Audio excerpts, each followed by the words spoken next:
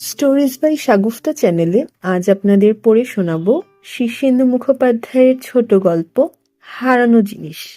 নস্যির কৌটোটা কোথায় যে রাখলেন সুধন্য কিছুতেই খুঁজে পাচ্ছেন না। নাক দিয়ে জল আসছে, সুরসুর করছে, ভারী অস্বস্তি। সম্ভব অসম্ভব সব জায়গাতেই খুঁজেছেন। দু একবার মিনমিন করে বউ হেমন্তবালাকেও জিজ্ঞেস করেছেন, জবাব পাওয়া যায়নি। হেমন্তবালা রেগে আছেন। ছোট মেয়ে বুচি পুরোনো তেঁতুলের শেষ একটা ডেলাও চুরি করে নিয়ে গেছে। পুরোনো তেঁতুলের একটা মাখা করতে গিয়ে হেমন্তবালা ডেলাটুকু বের করে ধনেপাতা, গুড়, লঙ্কা সব গুছিয়ে রেখেছিলেন। পুরোনো তেঁতুলের এই মাখাটা তার বড় প্রিয়। সবই পড়ে আছে, ধনেপাতা, লঙ্কা, গুড়, কেবল তেঁতুলটুকুই নেই। একটু আগে ফ্রকের কোচর ভরে মুড়ি নিয়ে গেল রান্নাঘর থেকে ওই হতচ্ছাড়া মেয়েটা। ওরই কাজ। সেই থেকে হেমন্তবালা কারো কথার উত্তর দিচ্ছেন না। সুধন্য তেমন সাহস পাচ্ছেন না বেশি জিজ্ঞাসাবাদ করতে। যৌবনকালতেই নস্যি নিয়ে বড় অশান্তিতে গেছে। ফুলশয্যার রাতে বউয়ের সঙ্গে প্রথম পরিচয়ের প্রাক্কালে সুধন্য একটি প্রচন্ড নস্যি নিয়ে স্নায়ু ঠিক রাখার চেষ্টা করেছিলেন। নতুন বউ হেমন্তবালা প্রথম কাছে এসে খুব অবাক হয়ে বললে, তুমি নস্যি নাও? লজ্জিত সুধন্য বললেন, নেই মাঝে মাঝে। এ মা গো, নোংরা জিনিস, সিগারেট খেতে পারো না? সুধন্য নিভে গিয়েছিলেন। নতুন বউ নস্যি ঘেন্না পায়, কিন্তু তিনি করেন কি? স্কুলের নিচু ক্লাস থেকে নেশা ছাড়ানোও যায় না। তবু নতুন বউয়ের ঘৃণা দেখে বিয়ের পরপর নস্যি ছেড়ে সিগারেট ধরেন, কিন্তু তাতে চোখে জল আসে, গলা খুসখুস করে, নেশা আসে না। উপরন্তু নস্যির অভাবে সারাদিন নাকি জল আসে, হাঁচি আসে, মাথাটা ঘোলাটে লাগে। একটি নস্যির জন্য প্রাণ আনচান করে। হেমন্তবালা বলতেন, নস্যি নেওয়া পুরুষ বড় বিশ্রী। সুধন্যর বিশ্রী হওয়ার ইচ্ছে ছিল না, তবু পুরস্কার দিয়ে নস্যির ওপর জয়ী হওয়া যায়নি। তার অবস্থা দেখে অবশেষে তার মা তাকে ডেকে বললেন, বাবা, নস্যি না নিলে তুই কি বাঁচবি? সারাদিন তোর চোখ মুখ কেমন ধারা জলে ডোবা মানুষের মতো দেখায় যে। নতুন বউ রাগ করে তো করুক, মেয়েরা বড় টেটন হয়, ওসব মন বুঝে অত চলতে নেই, পেয়ে বসবে। তুই পুরুষের মতো হ। নস্যি ধর আবার, নইলে শরীর পাত হয়ে যাবে। নেশা কি সহজে ছাড়া যায়? মায়ের আদেশে সুধন্যা আবার নস্যি ধরেন। নস্যি ধরে হাঁফ ছেড়ে বাঁচলেন বটে, কিন্তু হেমন্তবালা এক সপ্তাহ কথা বললেন না। তারপর যখন বললেন, সেই কথাও আগ্নেয়গিরির মুখ থেকে বেরিয়ে আসা লাভা ছাড়া কিছু নয়। তবু সুধন্য যেমন নস্যি ছাড়তে পারলেন না, তেমনি হেমন্তবালাও স্বামীকে ছাড়তে পারলেন না। তবে নস্যি তাদের বিবাহিত জীবনের একটা স্থায়ী অশান্তির কারণ হয়ে রইল। পরে হেমন্তবালা সুধন্য নস্যির ন্যাকড়াও কেচে দিয়েছেন। তবু এই বুড়ো বয়সেও সুধন্যকে নস্যির জন্য কথা শুনতে হয়। রাগ হলে হেমন্তবালা এখনো সুধন্য নস্যির কৌটো বাইরে ছুঁড়ে ফেলে দেন। কতবার নতুন ডিবি কিনতে হয়েছে। আজ সকালেও নস্যি নিয়েছেন বেশ কয়েকবার। আজকাল কিছু বেশি নেন। সম্প্রতি চাকরি থেকে অবসর পেয়েছেন, হাতে কাজ নেই, ফালতু দিন, ফালতু সময়। এত ছুটি কাটাবেন কি করে তাই ভাবতে ভাবতে টিপের পর টিপ নস্যি নিয়ে নেন। হিতাকাঙ্ক্ষীরা বলে, কপালে নস্যি জমে নাকি মানুষ মরে যায়। সুধন্য ভাবেন, তা হবে।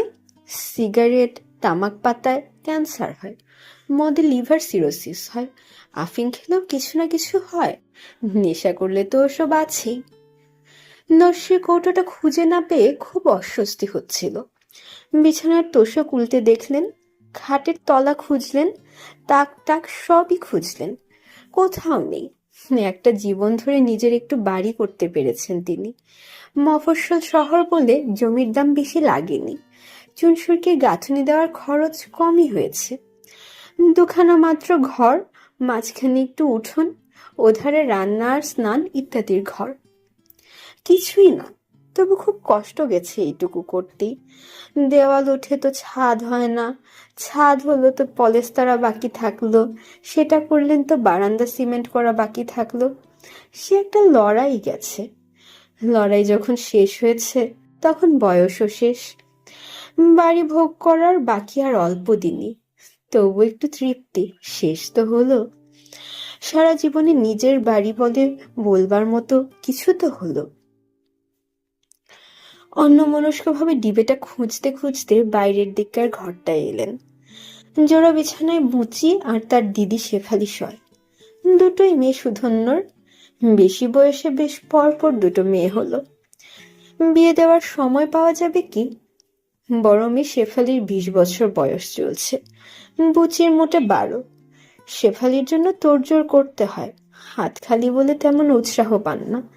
মেয়ে তেমন সুন্দর নয়, যদিও খুব আদরের। এই ঘরটায় পড়ার টেবিল রয়েছে কেরোসিন কাঠের, সস্তা আলনা, বইয়ের রাখ, এসোজন বসোজনের জন্য কয়েকখানা টিনের চেয়ার, তাতে শেফালি আর হেমন্তবালার নিজেদের হাতে কাজ করা সব ঢাকনা। দেওয়ালে রবি ঠাকুর আর বালগোপালের ছবি। পড়ার টেবিলের ওপর একটা সস্তা ট্রানজিস্টর রেডিও, নেভানো হারিকেন, ছড়ানো বইপত্র। সবই হাতড়ে দেখেছেন সুধন্য, তবু আর একবার দেখলেন। হারিকেনের তলায় নস্যির ডিবে থাকার কথা নয়, তবু সন্দেহ থাকে কেন ভেবে সুধন্য হারিকেনের তলাও দেখলেন। নাকটা সুরসুর করছে, জল আসছে। দীর্ঘ 40 বছরেরও বেশি কালের নেশা, নস্যি না হলে পাগল পাগল লাগে। দেওয়ালের পেরেকে একটা লাল ভ্যানিটি ব্যাগ ঝুলছে শেফালির। আজকাল গরিবের মেয়েদেরও এসব থাকে, ভ্যানিটি ব্যাগ, লিপস্টিক, ঘড়ি। তার মেয়েরও আছে। একটা জীবন ধরে ল্যান্ড সেটেলমেন্ট অফিসের কেরানি ছিলেন। বুড়ো বয়সে রিটায়ারমেন্টের আগে কিছুদিনের জন্য বড়বাবু হয়েছিলেন। কিন্তু নিজেরই পুরনো অফিসের বড়বাবু হওয়ায় পুরনো সহকর্মীরা তেমন মান সম্মান করত না, মানতও না খুব একটা। তবু বড়বাবু হয়েছিলেন। কিন্তু গা থেকে গরিব গরিব গন্ধটা আর গেল না, নস্যির গুঁড়োর মতো লেগে রইল গায়ে। কিন্তু মেয়ে বউকে কষ্ট দেননি তেমন, যথাসাধ্য অভাব মিটিয়ে গেছেন। যতদিন মা বেঁচে ছিলেন ততদিন মাকেও সুখেই রেখেছেন। ধকল যা কিছু নিজের উপর দিয়ে গেছে।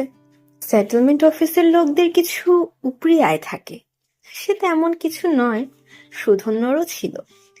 এবারের গাঁথুনিতে সবই গাঁথা হয়ে গেছে, হাতে তেমন কিছু নেই।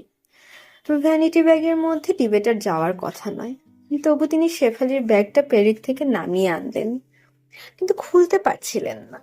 এ সময়টায় শেফালি তার কোন বান্ধবীর বাড়িতে পড়া বুঝতে যায়, পার্ট 2 পরীক্ষা দিচ্ছে এবার। ধারে কাছে কেউ নেই।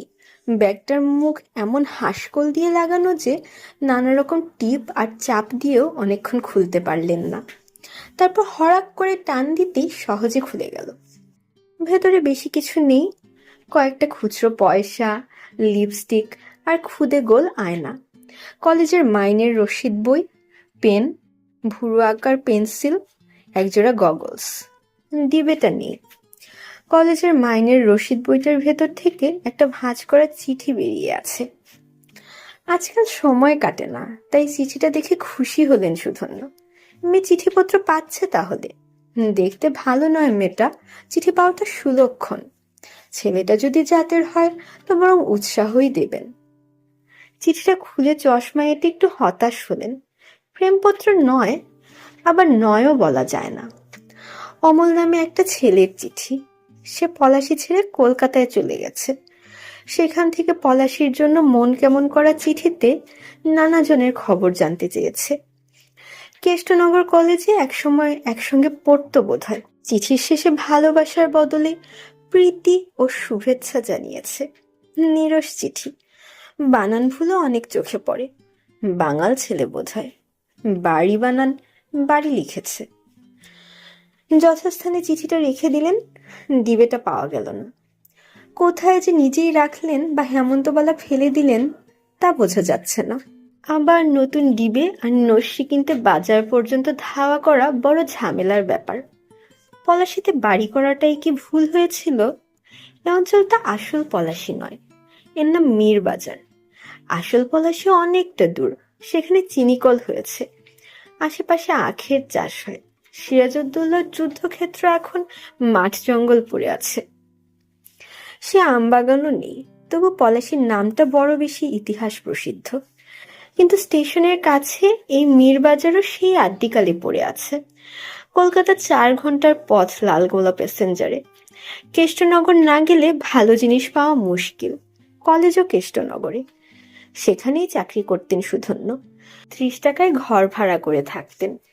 তারপর বন্ধু সুধীর বাড়ুজ্যের পাল্লায় পড়ে মীরবাজারে বাড়ির জন্য জমি কিনলেন। কোনো মানে হয় না। কতগুলো টাকা বাড়িটায় আটকে রইল।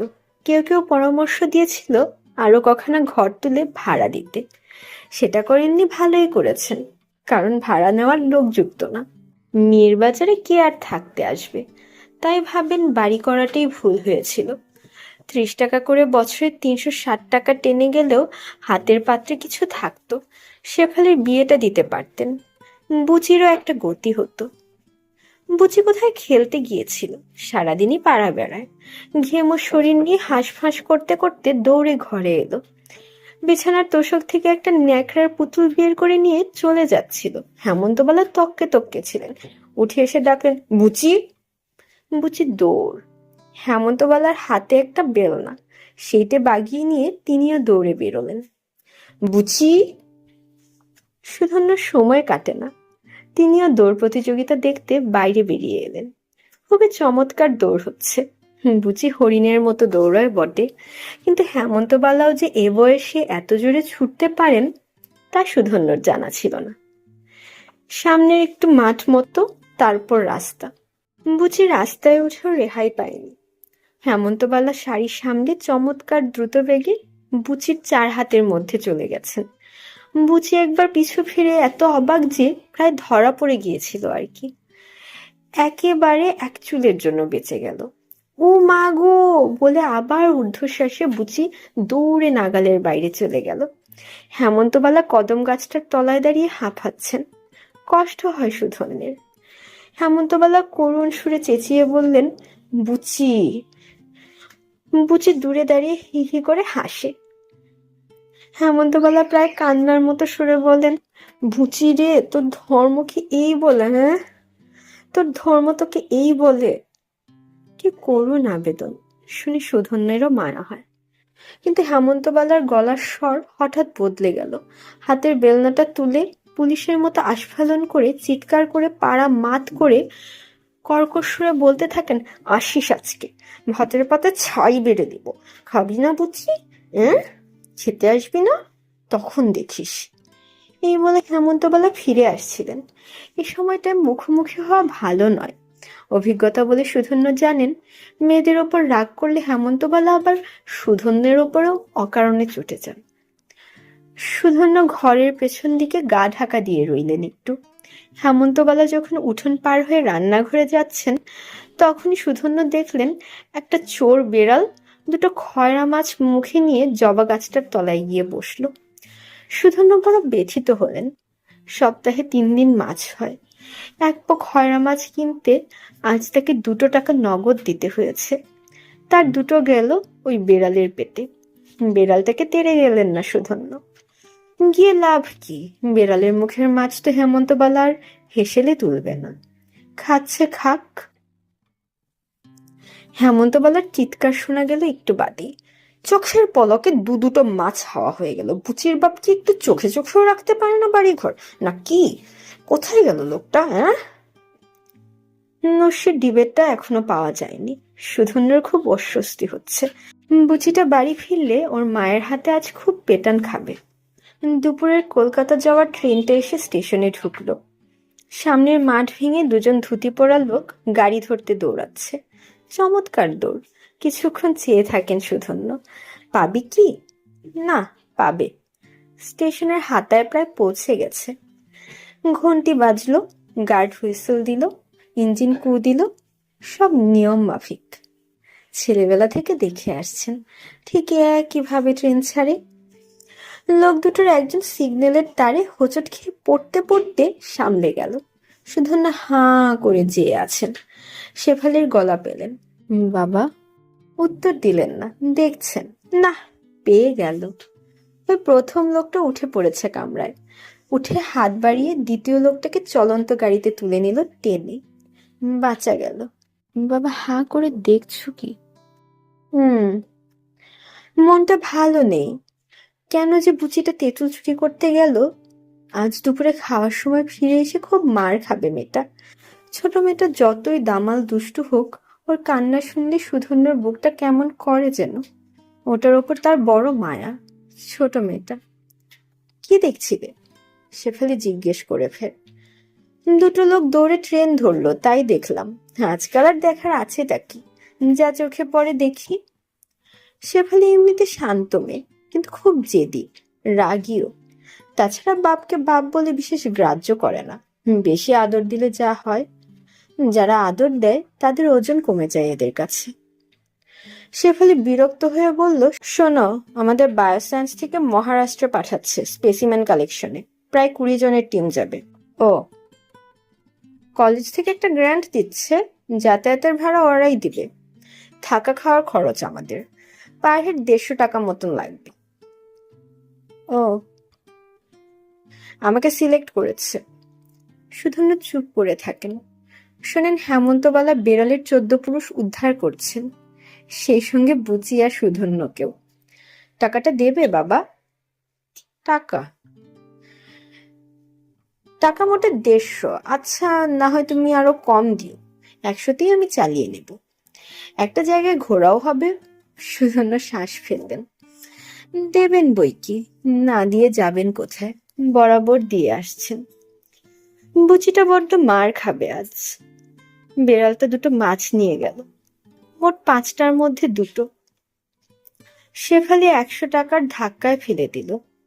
বাড়িটায় কত টাকা আটকে আছে, ছেলেও নেই যে ভোগ করবে। কি লম্বা ছুটি চলছে রে বাবা। নস্যির ডিবেটা কখন কিভাবে হাতে এসে গেল কে জানে, ঠিক ম্যাজিশিয়ানের মতো। কোথাও কিছু না, হঠাৎ হাতে চেয়ে দেখেন নস্যির ডিবেটা হাসছে। বড় খুশি হলেন সুধন্য। ভগবান মঙ্গলময়। সুধন্য পৃথিবী ভুলে নস্যির ডিবের মুখে টোকা মারেন। খুব জোরে এক টিপ নেবেন। আজকের মতো এখানেই শেষ করছি। এতক্ষণ সাথে থাকার জন্য ধন্যবাদ।